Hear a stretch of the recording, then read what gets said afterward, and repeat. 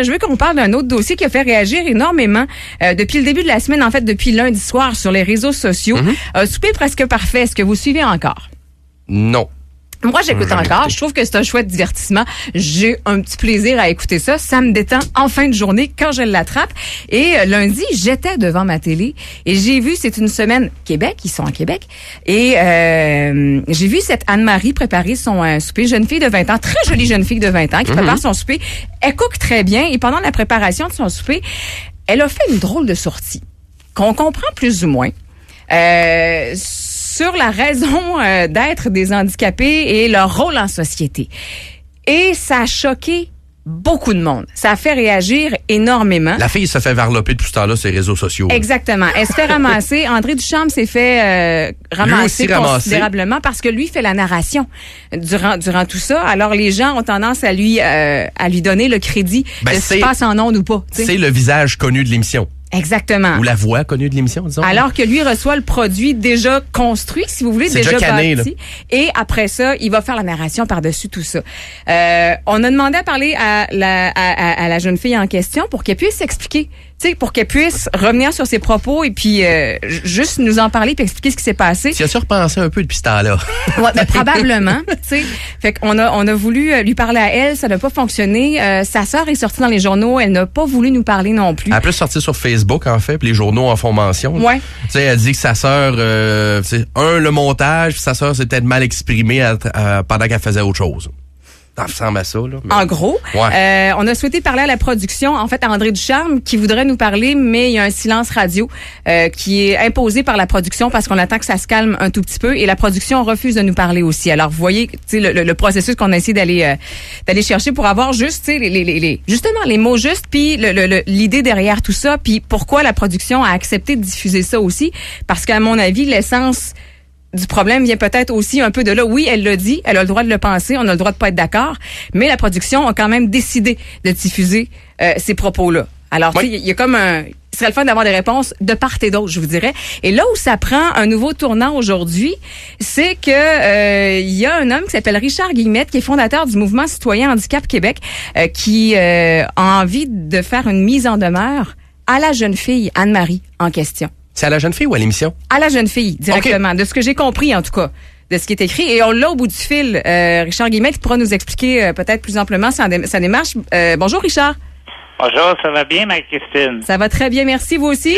Je salue bien, oui, merci. Je salue Frédéric et Dominique. Bonjour. Yes. Vos complices. Merci merci de m'avoir invité. Ben, ça fait plaisir. En fait, on aimerait savoir, à l'heure où on se parle, est-ce qu'il y a un geste qui a été posé et est-ce que c'est contre la production que vous en avez ou encore contre Anne-Marie, directement la jeune fille? En fait, on est en rédaction pour la mise en demeure pour la jeune fille et pour la production, les deux. OK, pour les deux. La mise en demeure, faut bien comprendre, parce que je vois il y a toutes sortes de gens qui écrivent n'importe quoi sur ces réseaux sociaux. Et une mise en demeure, c'est pas pour demander de l'argent nécessairement. Donc, c'est pas pour demander de l'argent à quiconque. C'est pour se rétracter? Exactement. On veut que cette jeune fille-là, moi, ce que je veux de cette jeune fille-là, c'est qu'elle passe 24 à 48 heures avec une personne handicapée en milieu de travail. Parce qu'elle doit comprendre que les personnes handicapées, ben, ils travaillent aussi. Puis, il y en a que oui, en effet. Ben oui, il y en a que oui. Il y en a que oui, il y en a que non, mais tu sais, il y a aussi des gens qui sont pas handicapés puis qui travaillent pas non plus. Totalement. Oui.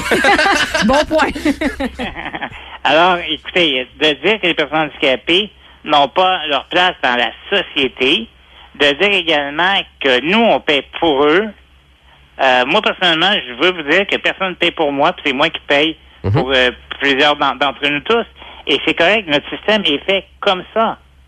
Est-ce qu'il faut euthanasier les personnes handicapées? Ben non. Réellement inaptes à l'emploi? Je ne pense pas. Je ne pense pas. Et qui sait qui va être handicapé demain matin? Richard, si on vous proposait aujourd'hui de la rencontrer, si on oublie la mise en demeure, si on vous propose de la rencontrer et que ça soit avec vous, qu'elle passe à 48 heures. Oui, mais dans la mise en demeure, c'est écrit aussi qu'elle devra passer du temps avec moi là, pour qu'on jase un peu de la vie, puis de savoir qu'est-ce qu'une personne handicapée, comment elle apporte à la société. Parce que vous devez savoir que les personnes handicapées sont quand même des vaches à lait pour le Québec, là, hein? Regardez, exemple, mon fauteuil roulant, là. Oui. Il y a des gens qui le bâtissent. Mhm. Il y a des gens qui le fabriquent. Ça vaut quand même 6 000 cette affaire-là. Puis on en vend. Écoutez, juste pour vous dire ça.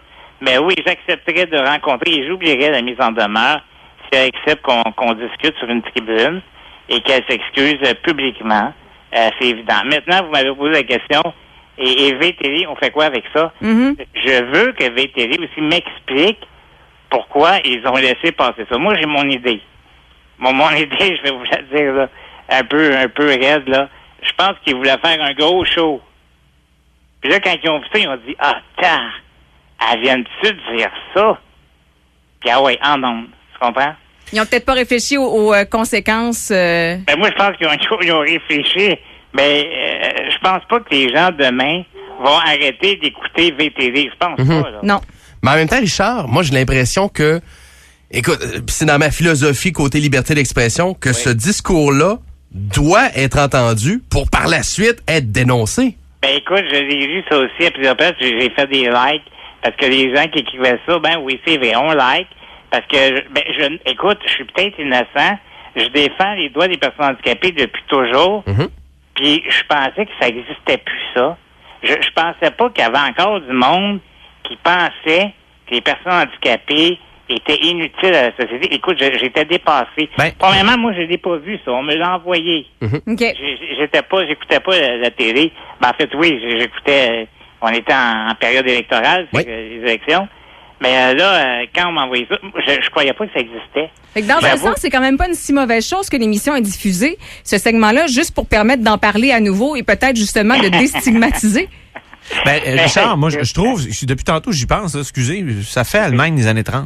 Oui. Excusez, on entendait Oh, oui. ça dans le temps. Puis deuxième Oui. chose, est-ce que, moi, je suis pas en amour avec la télé-réalité, quand on invite n'importe qui pour dire n'importe quoi, ça donne ça, non? Oui, exactement.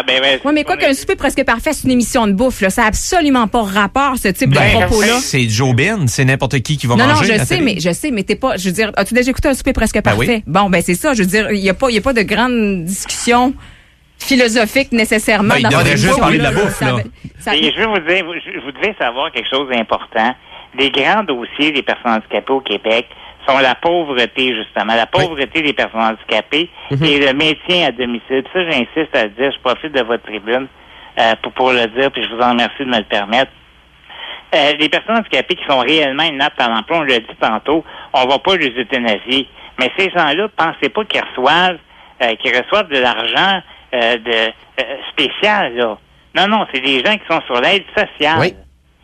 Donc, ils reçoivent pas plus que les gens qui sont assistés sociaux. Sont contraints à vivre avec leur handicap très lourd, c'est leur handicap sévère, et de vivre sous le seuil de la pauvreté. Hein? Puis souvent en CHSLD, Exact. que je qualifie de prison. Alors, c'est ça. Donc ça, c'est la réalité, c'est les vrais débats. C'est ça que quand j'ai vu ça, je suis pas d'accord avec elle, parce qu'il y a plusieurs personnes handicapées qui sont très actifs, que ce soit avec rémunération ou bénévoles. Vous savez, sans bénévoles au Québec, le Québec tombe, là. On a besoin de nos bénévoles, puis il y a des milliers puis des milliers de bénévoles au Québec, puis je pense qu'on en a besoin. Richard Guillemette, on s'entend que les propos sont choquants, mais si on prend la situation de l'autre côté, est-ce que vous trouvez pas ça un peu rassurant de voir justement la réponse de la population suite à ça?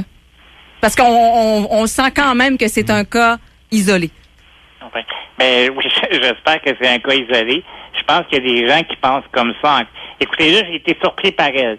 Je me dis, si elle le dit, elle doit pas être toute seule. Hein, elle doit pas être toute seule. Mhm. Et les autres s'abstiennent un peu. Mais s'il y a des gens qui pensent ça, je veux qu'ils savent que c'est pas vrai. Que c'est pas vrai que vous payez pour les personnes handicapées. Vous payez pas plus que ma mère a payé pour vous tous, pour les routes, pour les hôpitaux. Puis on contribue tous à notre société. Mais bon, est-ce que j'ai répondu à la question? Je sais pas trop, là. Ben, souhaitons à ce moment-ci qu'il y aura une rencontre entre vous Exact. et Anne-Marie, puis que vous puissiez je avoir une souhaite. discussion nourrissante et puis intéressante et intelligente sur cette situation-là. Oui, je souhaite. C'est comme ça que ça devrait se terminer, selon moi. Je souhaite. Alors, encore une fois, là, aux citoyens du Québec, n'oubliez pas une chose. Une mise en demeure, c'est pas nécessairement une poursuite en justice pour demander de l'argent. C'est plutôt pour demander à la jeune fille de se rétracter et de dire, je sais pas moi, Elle avait fumé un gros bat. Puis je sais pas. Les Ça va être épices légal. de son steak étaient trop fortes. Ouais, ça va être légal bientôt, exactement. Richard, merci beaucoup d'avoir pris le temps de nous parler. Puis espérons que ça se terminera bien avec une bonne grosse discussion. C'est moi qui vous remercie. Bonne journée. Bonne journée.